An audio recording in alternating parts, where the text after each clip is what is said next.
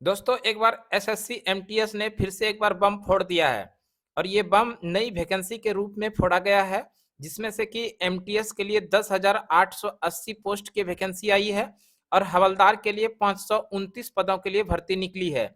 और इसमें एमटीएस के 2023 में 22 के अंदर से जो ये वैकेंसी आई है, इसमें नए नए सिलेबस के साथ ये एग्जाम होने वाला है।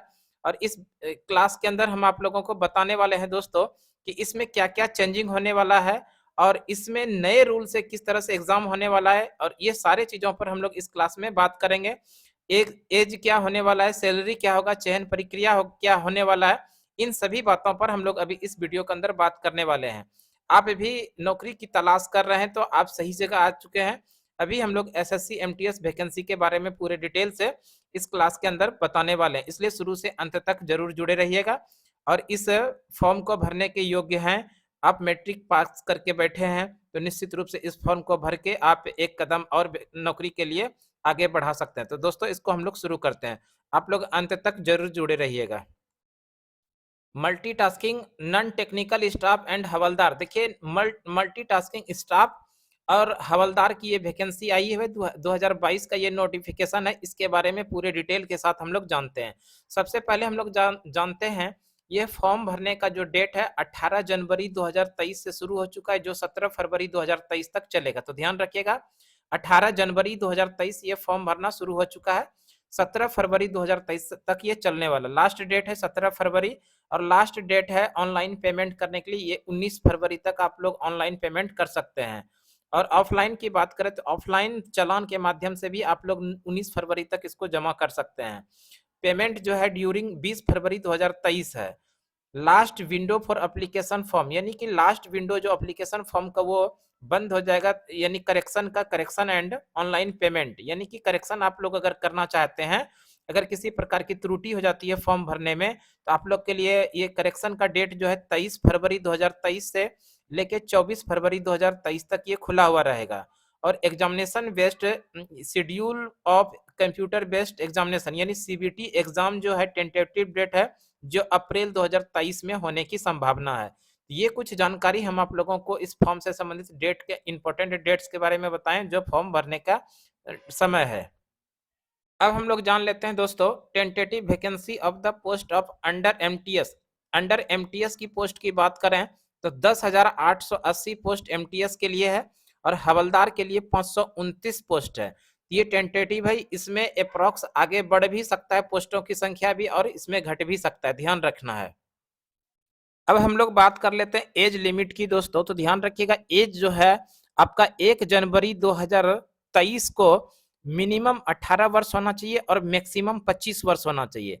और एसएससी के द्वारा जो निर्धारित प्रक्रिया है उम्र के छूट में, वो भी यहाँ पर प्रक्रिया के द्वारा ये उम्र में छूट दिया जाएगा अलग अलग कैटेगरी के लोगों को। तो ध्यान रखिएगा मिनिमम जो आपका एज होना चाहिए 1/1/2023 को, यानी 1 जनवरी 2023 को न्यूनतम आयु 18 वर्ष होना चाहिए और मैक्सिमम उम्र जो है वो 25 वर्ष होना चाहिए।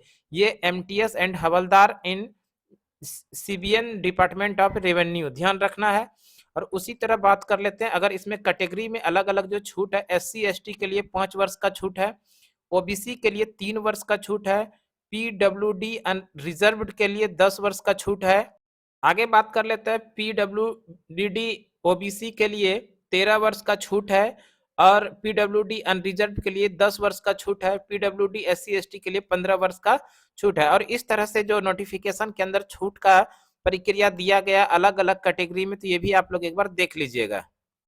दोस्तों एजुकेशनल क्वालिफिकेशन की बात कर लेते हैं तो 17 फरवरी 2023 यानी 17 फरवरी 2023 के पहले candidate must have passed matriculation examination for equivalent for recognised board as on before the cut off date, यानी कि 17 फरवरी 2023 के पहले तक आप कम से कम मैट्रिक पास होना कंपलसरी है और इसके अगर समतुल्य भी आप हैं तो आप इस फॉर्म को भर सकते हैं।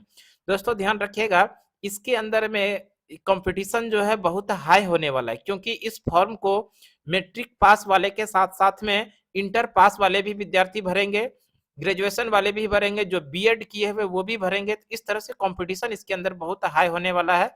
तो आप लोग जल्दी से अगर आप फॉर्म भरने के लिए सोच रहे हैं तो इसको जरूर भरिए और आप जल्दी से फॉर्म भर सकते हैं, तो इससे आपको एक बेनिफिट हो सकता है ये कि आपका जो एग्जामिनेशन सेंटर है वो नज़दीक में मिलने की संभावना होगा। वैसे कंपटीशन होने की जो हाई होने वाला, उससे आपको डरना नहीं है। आपको अच्छे से मेहनत करके इसमें बहुत सारे एग्जामिनेशन के अंदर चेंजिंग हुआ है, उस चेंजिंग के बारे में भी हम लोग आगे बात करने वाले हैं। जैसे डिस्क्रिप्टिव इसमें अब हटा दिया गया है, और मैथ और रीजनिंग को के माध्यम से इस पे मेरिट नहीं बनना है। इन सभी बातों पे अभी हम लोग बात करते हैं। आप लोग लगातार बने रहिए दोस्तों। इस फॉर्म को जो आप लोग ऑनलाइन फॉर्म फिलअप करेंगे, तो देखिए यहाँ पर जो दिया गया है ये लिंक, इस लिंक के माध्यम से भी आप लोग भर सकते हैं। वैसे हम डिस्क्रिप्शन बॉक्स में इस लिंक को डाल देंगे, ताकि वहां से भी जाके आप एकदम निश्चित रूप से यहाँ से भर सकते हैं। और इसके बाद अगर हम लोग बात कर लें, इस फॉर्म को भरने के लिए आप लोगों को किस साइज का फोटोग्राफ का जरूरत पड़ेगा, तो ध्यान रखिएगा। Upload upload the scan colour passport size photograph JPG format में होना चाहिए, 20 केबी से 50 केबी के बीच में होना चाहिए। अब फोटोग्राफ का जो डायमेंशन है ये भी ध्यान रखिएगा, 3.5 सेंटीमीटर से 4.5 सेंटीमीटर हाइट का होना चाहिए, और 3.5 सेंटीमीटर विड्थ होना चाहिए।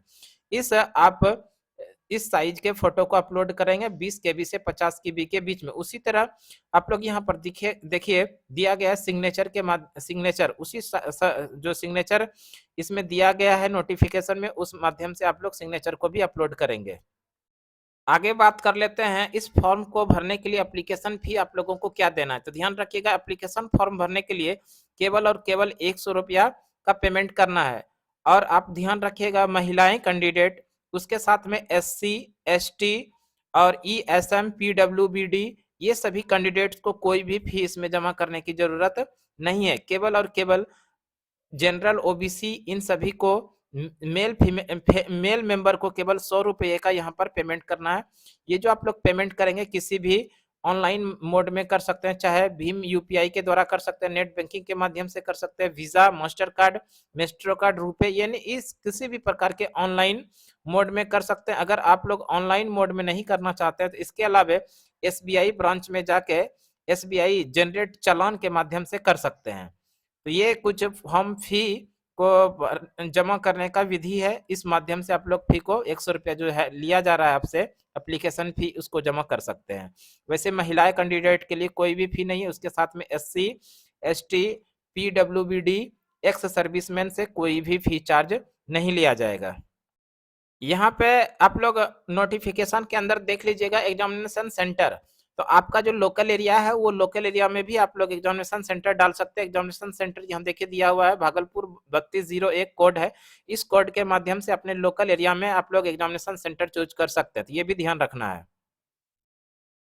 अब जो महत्वपूर्ण जानकारी है उसको आप लोग ध्यान पूर्वक सुनेंगे। कंप्यूटर बेस्ड एग्जामिनेशन, यानी कंप्यूटर के माध्यम से जो आपका एग्जामिनेशन होने वाला, उसमें चेंजिंग हुआ है। इसमें टोटल एग्जामिनेशन जो होगा 2 सेशन में होगा, सेशन 1 और सेशन 2। सेशन 1 में 2 पेपर का एग्जाम होने वाला है, जिसमें आपको मैथमेटिक्स रहेगा और रीजनिंग रहेगा। ध्यान रखिएगा, सेशन 1 में 2 पेपर का एग्जाम होगा, मैथ और रीजनिंग। और ये जो कुल टोटल प्रश्न है, ध्यान रखिएगा, 20 प्रश्न रहेगा मैथ से और 20 प्रश्न रहने वाला है रीजनिंग से। और इस 20 प्रश्न के लिए टोटल मार्क्स जो है वो 60 नंबर का एग्जामिनेशन होगा। 20 प्रश्न और 60 नंबर। उसी तरह रीजनिंग का जो है 20 प्रश्न रहेगा और ये 60 नंबर का रहेगा। और इस सेशन 1 में कोई भी नेगेटिव मार्किंग नहीं होने वाला है। केवल इसमें जो आप सही करेंगे वही नंबर दिया जाएगा।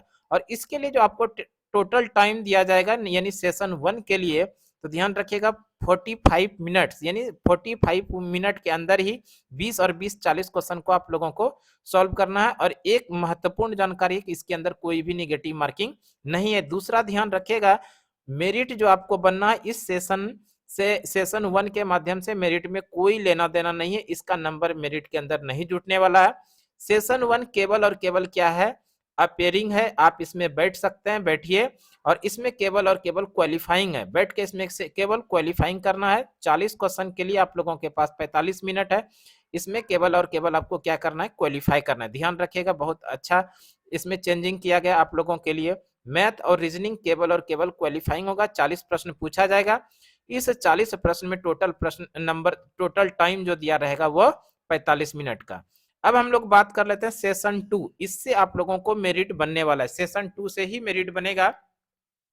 सेशन 2 में 2 पेपर होगा, जो जनरल अवेयरनेस है और जनरल इंग्लिश है। ध्यान रखिएगा, इंग्लिश लैंग्वेज और एंड कंप्रीहेंशन, ये दोनों पेपर जो है सेशन 2 के अंदर होगा। और ये 25 प्रश्न दिया रहेगा इसमें जनरल अवेयरनेस का, जिसके लिए टोटल मार्क्स 75 है। उसी तरह 25 नंबर इंग्लिश से प्रश्न पूछे जाएंगे और इसके लिए टोटल मार्क्स रहेगा 75। तो यानी कुल मिला के 50 प्रश्न रहेगा, जिसमें से कि आप लोगों के लिए टाइम दिया रहेगा इस 50 प्रश्न के लिए 45 मिनट। ध्यान रखिएगा, 50 प्रश्न के लिए टाइम इसमें दिया रहेगा 45 मिनट का। और इसमें निगेटिव मार्किंग का भी प्रावधान है। इस 25 प्रश्न के लिए टोटल मार्क्स जो दिया गया है 75 नंबर दिया गया है, यानी एक क्वेश्चन आप सही करते हैं तो आपको 3 नंबर दिया जाता है। और इसी सेशन 2 में निगेटिव मार्किंग का प्रावधान है। अगर आप एक क्वेश्चन को गलत करते हैं तो आपका 1 नंबर इस सही जो किए हैं उससे काट लिया जाएगा। तो बेहद जानकारी इंपॉर्टेंट है कि सेशन 2 जो है इसी से निगेटिव मार्किंग होने वाला, और इसी सेशन 2 से आपका मेरिट भी बनने वाला है फाइनल एग्जामिनेशन के बाद। जनरल अवेयरनेस 25 प्रश्न पूछा जाएगा 75 नंबर का, और 25 नंबर जो है इंग्लिश का पूछा जाएगा, ये भी 75 नंबर का रहेगा। इसमें सही करेंगे एक प्रश्न को 3 नंबर दिया जाएगा, और आप एक प्रश्न को गलत करते हैं तो 1 नंबर आपका सही नंबर से काट भी लिया जाएगा। ये बहुत बड़ी चेंजिंग हुआ है एसएससी एमटीएस के एग्जाम के अंदर, पहली बार ही ऐसा हुआ है। अब देख लीजिए, जो भाई हवलदार के पोस्ट के लिए फॉर्म भरेंगे तो उसके लिए जो है ध्यान रखिएगा, उसके लिए ये फिजिकल इफिशियंसी टेस्ट भी होना है। उसके लिए अगर हम लोग बात कर लें फिजिकल इफिशियंसी टेस्ट, तो वॉकिंग यानी कि रनिंग जो है 1600 मीटर है, जिसके लिए 1600 मीटर 50 मिनट्स, यानी 15 मिनट के अंदर आपको 1600 मीटर वॉकिंग करना है। उसी तरह फीमेल की बात कर लें तो फीमेल के लिए 20 मिनट का टाइम दिया है, और ये 1 किलोमीटर इसको चलना है। ये फिजिकल इफिशियंसी टेस्ट केवल और केवल हवलदार पोस्ट के लिए लिया जाएगा। साथ साथ में हवलदार पोस्ट के लिए देखिए यहाँ पर जो दिया गया है, physical standard for the post of हवलदार in CBIC and CBN are follows, यानी मेल के लिए जो हाइट है तो न्यूनतम हाइट है 157.5 सेंटीमीटर, और relaxation by 5 centimetre in the case of Garhwalis and Assamese, यानी कि गोरखालैंड के माध्यम से भारत के पूर्वी राज्यों के लिए कुछ कुछ छूट भी है। उसी तरह चेस्ट की बात करें तो मेल के लिए है 81 सेंटीमीटर होना चाहिए, और उसके बाद फुलाने के बाद जो है 5 सेंटीमीटर इंक्रीज होना चाहिए, नहीं बढ़ना चाहिए। उसी तरह अगर हम लोग बात कर ले फीमेल का न्यूनतम हाइट जो है 152 सेंटीमीटर होना चाहिए। उसी तरह वेट की बात कर लें, फीमेल के लिए वेट का जो 48 केजी है। ये कुछ जानकारी किससे संबंधित था, हवलदार पोस्ट के लिए ये हाइट वगैरह, हाइट था और वेट था, चेस्ट, इन सभी चीज का ये फिजिकल इफिशियंसी टेस्ट हो जाएगा केवल और केवल हवलदार के लिए। दोस्तों ध्यान रखिएगा, एसएससी एमटीएस के अंदर जो 2023 में एग्जाम होने वाला है, इससे केवल और केवल आप लोगों को सीबीटी एग्जाम ही लिया जाएगा, कोई डिस्क्रिप्टिव नहीं लिया जाएगा। डिस्क्रिप्टिव को इस बार हटा दिया गया है, और डिस्क्रिप्टिव के साथ साथ में ध्यान रखिएगा इंटरव्यू भी नहीं लिया जाएगा। ये बेहद ही आप लोगों के लिए खुशखबरी वाला न्यूज आया है, इसलिए इस फॉर्म को जरूर भरिएगा दोस्तों। ये कुछ महत्वपूर्ण जानकारी आप लोगों को एसएससी एमटीएस के द्वारा जो नई वैकेंसी आई है एमटीएस के साथ साथ में हवलदार का, उनके बारे में हम आप लोगों को इस वीडियो के माध्यम से बताने का प्रयास किए।